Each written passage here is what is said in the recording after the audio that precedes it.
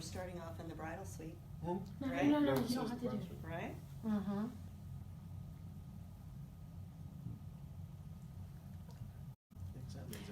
Okay, we are back with wine with Raquel and Angelique, but it's actually coffee with And tea. That's right. That's right. And water over here. That's right. We are kicking off the beginning of holiday season. That's right. I said it. We are the beginning of holiday season, and we It's are very here. exciting. It is. It is. And we are here with Brian Crow from Crow Entertainment.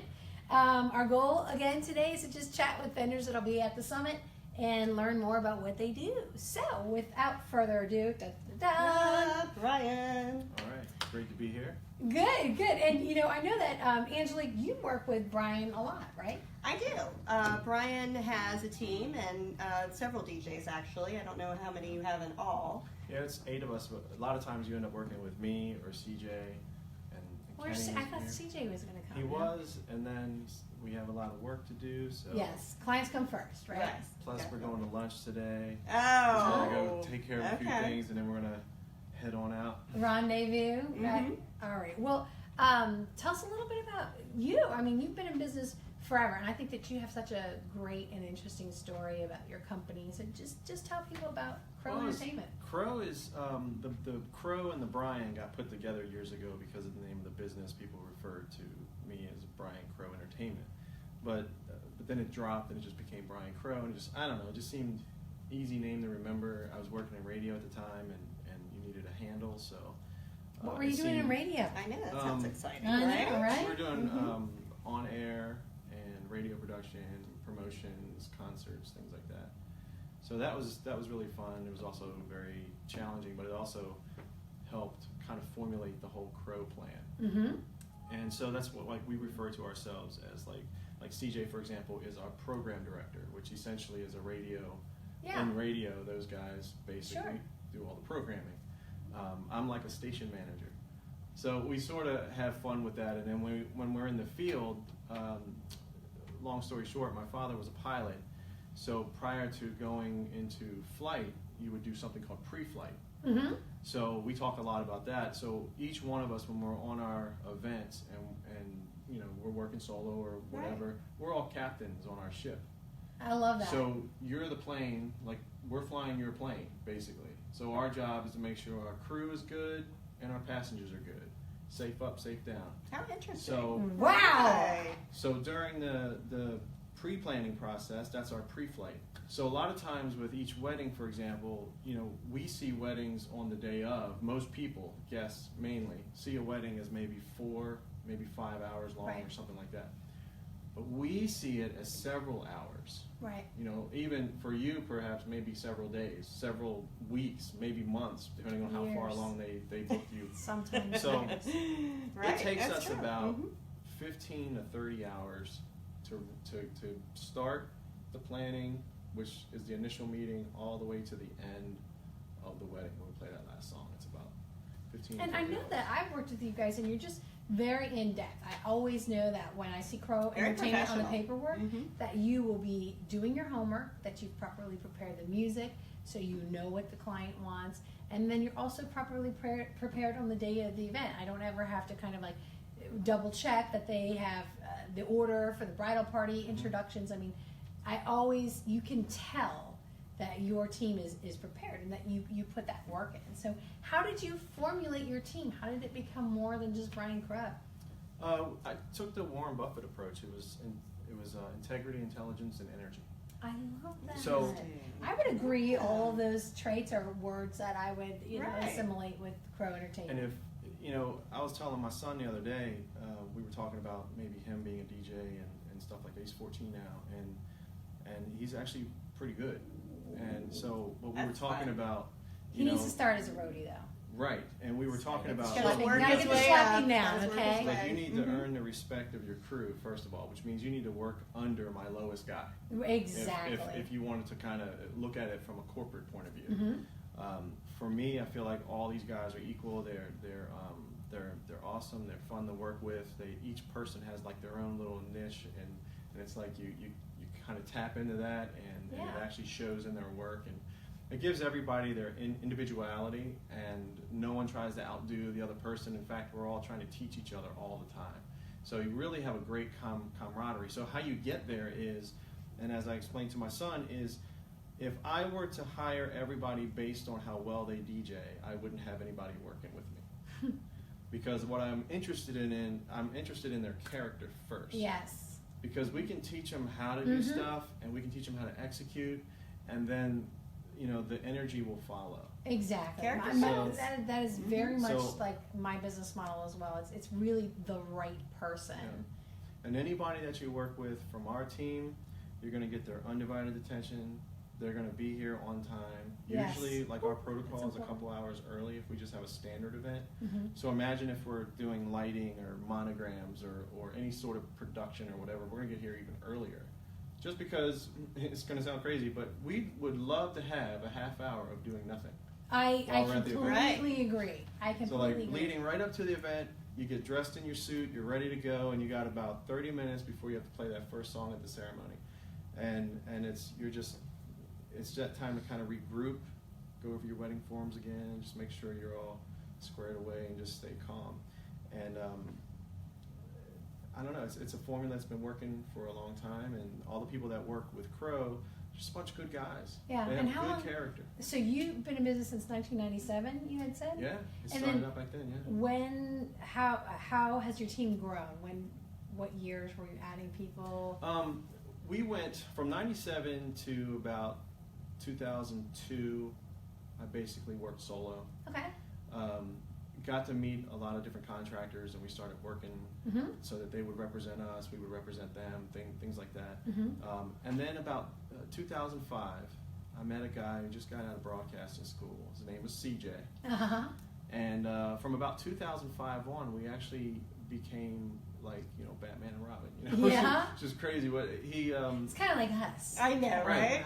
So the two of us were actually able to make this thing full time. Yeah. And so practicing our strengths, he had some radio production background and things like that, so we meshed really well. And he came along and sort of put a new spark in things, which was great. CJ is great. And he and I, we basically worked together, we learned together, we sharpened our DJ skills together and stuff like that. So it's really an amazing talent. And so about 2005 on, we were basically full time. And I worked not only in radio, but I also worked in the digital side of printing. So a lot of the marketing and advertising and things like that. So I would handle that. But in 2008, I retired from that.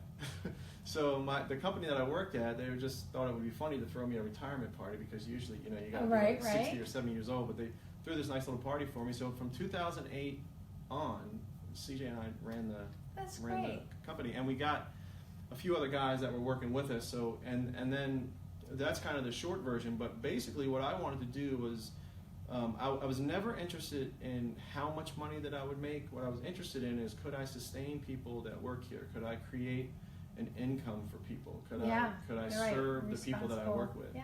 And so I made Crow Entertainment full time, but I went beyond that. I wanted to make sure that the people that work there were going to be okay. So we figured out they have retirement plans through Crow. That's awesome. And he has health insurance. And so these are things that we offer so that we have sustainable employment. Yeah, and That's how you get quality employees. Exactly. Right? If you're able to offer them something. Exactly, You and know, what that benefits says to me is that you really are committed not only to the industry and the business, that you're not going to be DJing now and then 5 years down the road being a photographer, but you're also committed to the people that work for you, which just translates into Quality employees. That's right. Right? That's Quality right. staff, quality I team. love the people that I work with. We have a lot of fun. And when you look behind the scenes, sure, we have to make sure that we're meeting certain deadlines and things like that. We have some internal stuff that we do that people don't even know that we do. Like, we take people's old home movies and films and slides and everything else and convert them to some sort of entertaining DVD or Blu-ray or something. I was going to say, I was going to have to That call sounds you a little bit fascinating. later. I have some. So these guys, we're all learning that stuff too, which is kind of fun. Well, I think to be a business owner, you have to kind of keep innovating. You know? Yeah. Well, you do 70. I think it's 70% of what you do well. You focus on that, and then I think it's 25% of the things that are kind of sustaining a little bit, and then you do 5% of the things that you're kind of dabbling in. So you don't make that a prominent part of your business. So I think that was at 70, 20, 25, I don't know. It's some kind of book. It's apparent that you have a wonderful business, but let's get to the meat of it, like the DJing. Mm-hmm. Okay, we were just chatting before we were on air about like things that drive us crazy about DJs, because they are, we were saying, Yeah, two of the, I think it's something that you don't skip on, a DJ or a photographer. I think it is so important to have a professional in both of those roles. Mhm. I mean, we'd like to have professionals in every Of role, course, right? of Because course. it just makes for a great wedding or event. right. But I think those are two things that you definitely don't skip on. And the DJ is kind of like your captain, your host, right? Exactly. We were chatting about how that what they do reflects on you, and Brian was telling us a little bit about how he has a responsibility to represent the venue well, and so what are some things that you need to look for when choosing a DJ? What as a DJ like yourself? Nick said, hit on it a little bit earlier.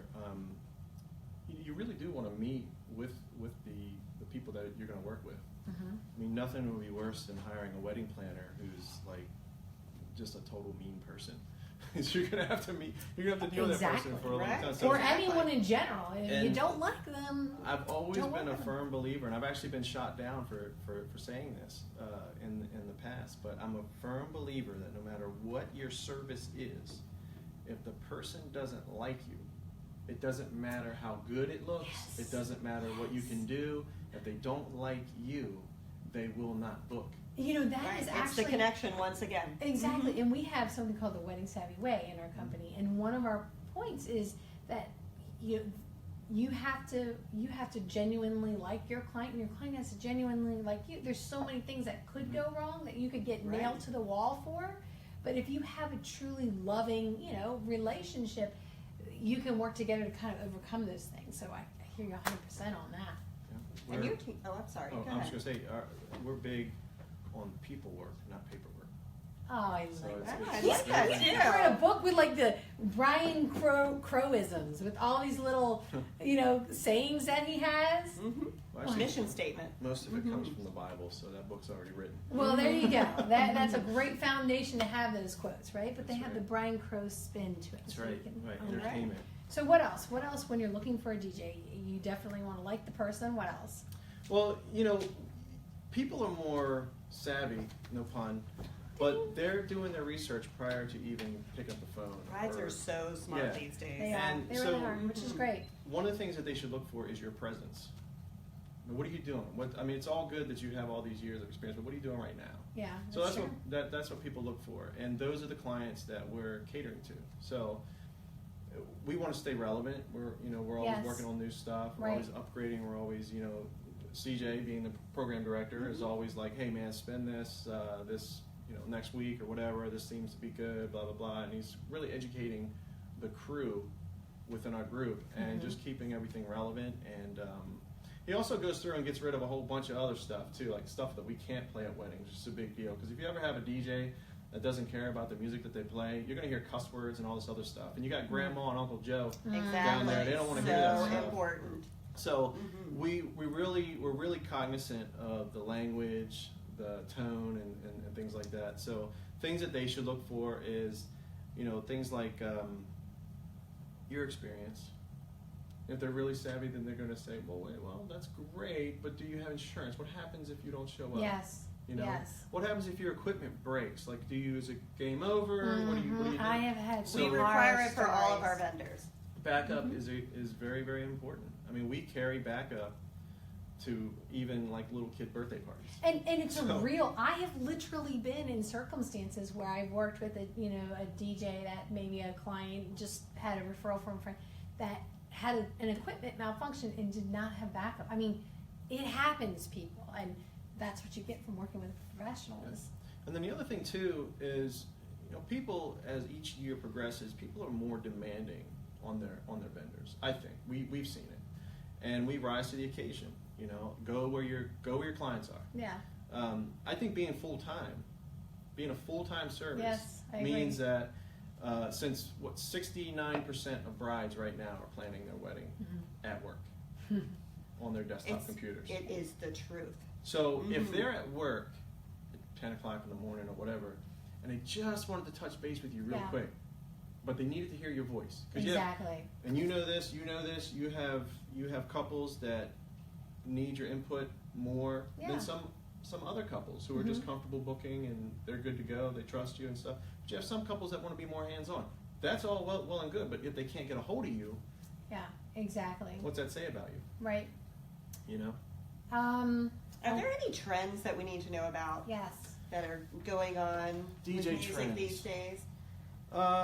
For weddings, What about- different event like mashups? Is that what they call it? Mashups, I Right, think. and line dances, those are kind of like out. Nobody does any. It line- really, you know, it's I per haven't seen person. one in a while. It's per person. Right. It's everybody's different. We have weddings that we do on weekends where there's no line dances, and then we have some where they just like it. Now, typically, and I've looked at this a little bit.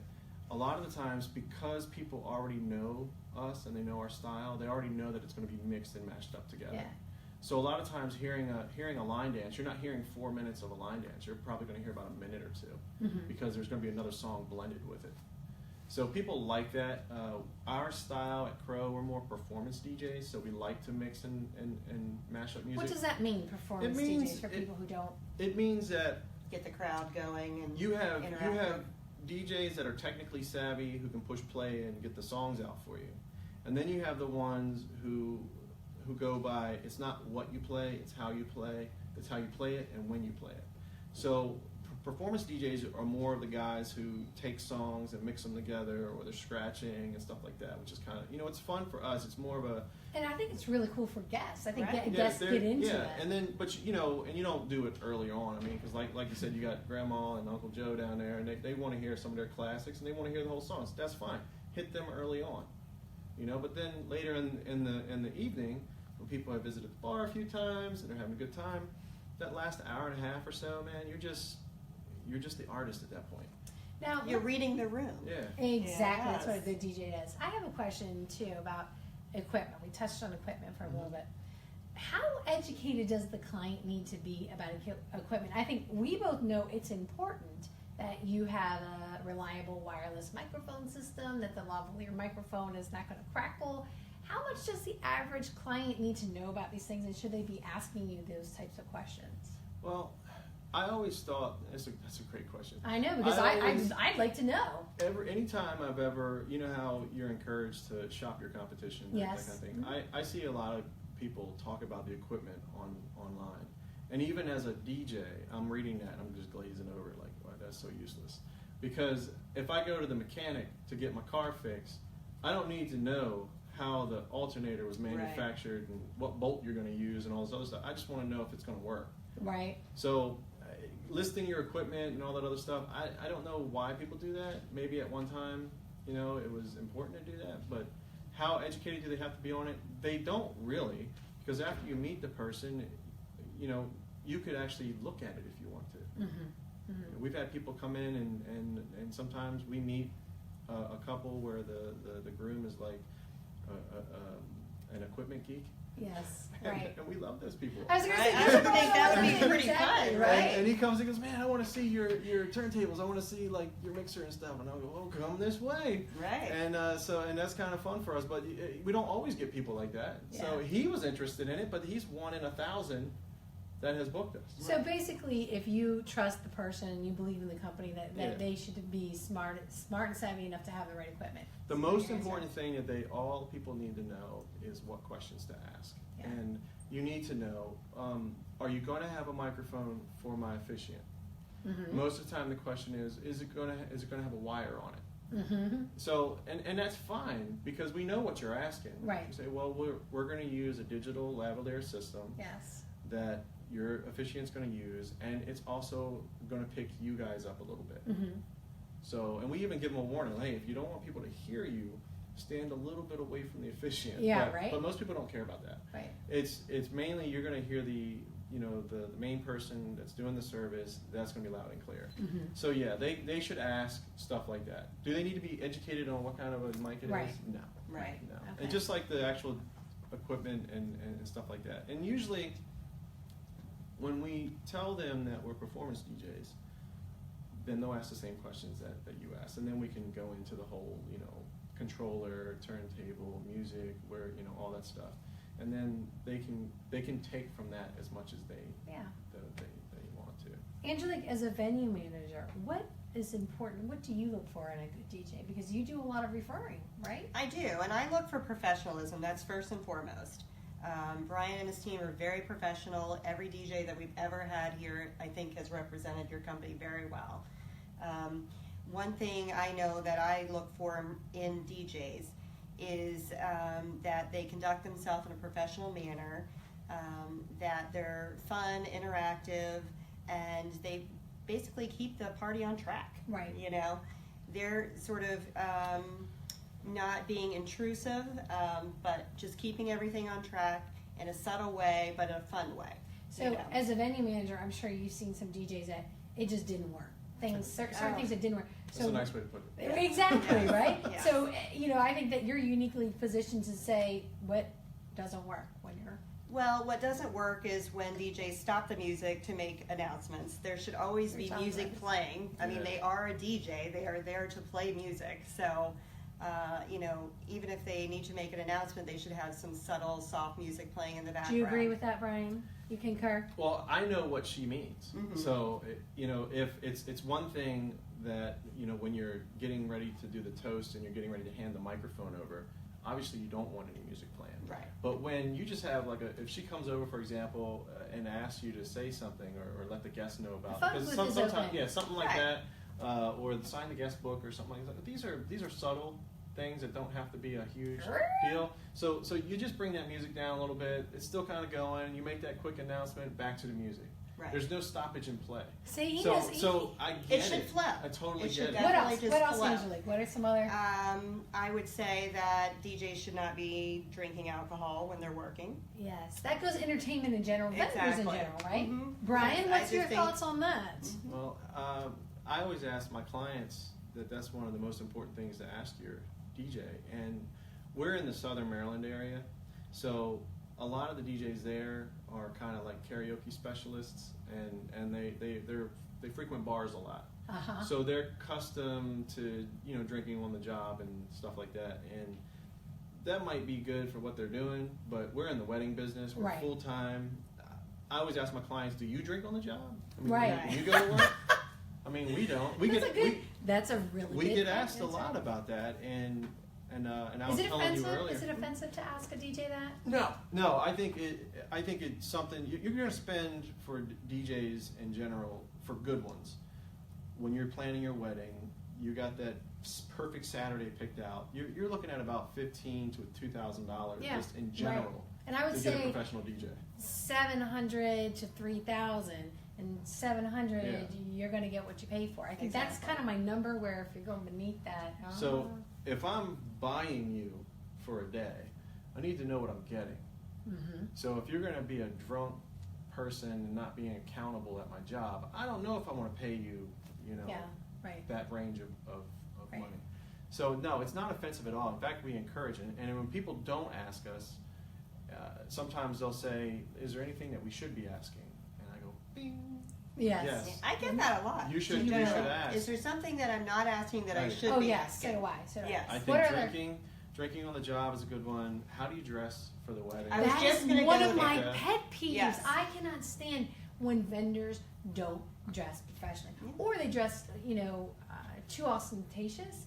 I mean, I think DJs, you can have a little bit more personality, but there's even a level where if you show up wearing like a glittery gold suit, Yeah, it that's just takes not good. away from the couple. And you truly are a reflection of the couple the DJ is. I think a DJ should look professional. They shouldn't stand out in any way Yes. in their Blend. dress. You need to Mhm. blend. That is the name of the game. Mhm. Blending. It's not about the vendor, it's about the Nope. party wear. Yeah. Correct. And I would say those are the three major ones that I was thinking of. I did have a question for you, which was when a bride meets with you, first meeting, and they start asking you questions about timeline and different things. Is that something that you cover in your first meeting? We won't nail it down exactly, but we do tell them that you'll have an itinerary from us, Mm-hmm. and then you'll likely meet with your venue Yes. prior to the wedding, and then we'll coordinate with the venue. Right. Oh, Oh, that's that's great. good. Because most of the time, Yes, what happens yes. is Yes. that on the day of course, we're getting there early anyway. Right. We have our itinerary that we Right. talked to and figured out 3 days before the event. But you may have figured out the itinerary Right. a week or so ago. Right. So let's see if anything's changed. Exactly. Mhm. I mean, that's pretty much what we do in our day of coordination is just because things change. You Right. might have told the Always. photographer one thing and then Mhm. the DJ the other and then the venue, and that happens. That's so wonderful. That's a part of your process. And it works well for us because, you meet a lot of DJs. I've met a lot of DJs that are just egocentric. They can't be taught anything. That it's their way or the highway kind of thing, Mhm. and that just never works. A really, really good DJ should be the equivalent of a really good leader, and a really good leader is somebody who stays coachable. I love that. So- Right. Good So if- advice for my children. If you Right? came over, Oh. if you had 5 or 6 events before you saw us, and you saw something that you didn't like from some other vendor, or you saw something that you really liked from another vendor, well, I mean, it'd be cool if you went over to Yeah. whoever, whether it's a photographer Yeah. or a DJ or whatever, say, hey, I just saw this. Do you guys do this too? Yeah. Or this DJ did this. I'm not necessarily sure is that kind of a normal thing for weddings? And I think if we educate each other and we remain coachable, it Yeah. just makes us that much more powerful in the industry. So, Yeah, that's great. That's a great way to just grow Mhm. your business in general. yeah. Well, I think that's about it for our time here, Brian. So I Cool. just wanted to thank you so much for coming in, and we look forward to It was seeing great. you at the Mhm. summit in January. I learned even more about Crow Entertainment. I know, and DJs in general. I think that Right. you really had some valuable advice. And for those of you who are out there who want to meet Brian and have more information about what a great DJ is, come to the summit. We'll see you there. Bye.